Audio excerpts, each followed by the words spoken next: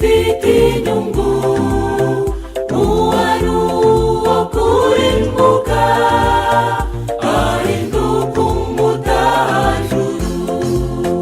Kuba muri Yesu ni byiza, n'ukuri bifite inyungu, uwari uwo kurimbuka ahinduka umutahajuru. Nari umusinzi kabondo, abantu bose bari banzi, babona jyewe mpingutse, bati nguwo kanyoka araje.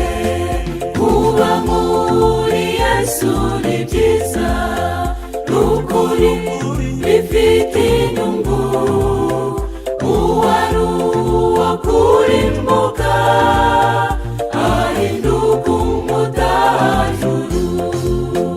Kuba muri Yesu ni byiza, n'ukuri bifite inyungu, uwari uwo kurimbuka ahinduka umutahajuru.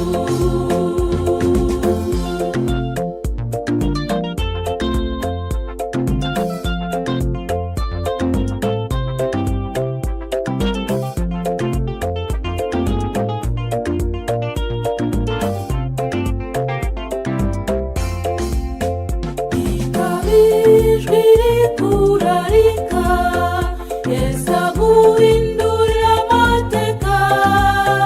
Uwari umusomyi w'inzoga nkawe ahinduka uwa Bibiliya. Kuba muri Yesu ni byiza, n'ukuri bifite inyungu, uwari uwo kurimbuka ahinduka umutahajuru.